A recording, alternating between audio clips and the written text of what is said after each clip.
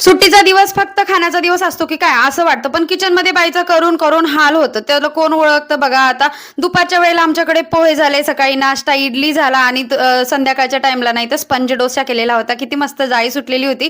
त्यानंतर संध्याकाळी ना पिझ्झावर भागवलं. त्यानंतर ना डीमार्टला गेलं आणि डीमार्ट मोकळं होतं एकदम, म्हणून आपल्या बापाचं वाटत होतं. तर लेकरू किती मोठं झालं ना तर इथं याच्यात बसावंसंच वाटतं. आणि इकडल्या साईडला आलं का माझा अर्धा तास तर उगच निघून जातो, कारण की हे रेट बघूनच मी थकून जाते. घेणं तर काहीच नसतं, फक्त बघून मन भरून घ्यायचं. आणि कपाचं कलेक्शन तर एवढं सुंदर सुंदर आलेलं होतं ना बघा. इथं कॉफीचं कप किती सुंदर होतं, खूप आवडलं होतं.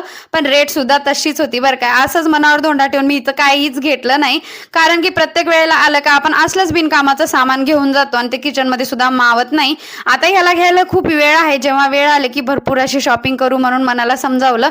त्यानंतर ना इथं मस्त असे काचेचे भरण्या तर सुंदर होते, एवढे सुंदर सुंदर होते ना. कलेक्शन सुद्धा खूप भारी होतं आणि व्हेरायटी तर खूप होती बघा याच्यामध्ये.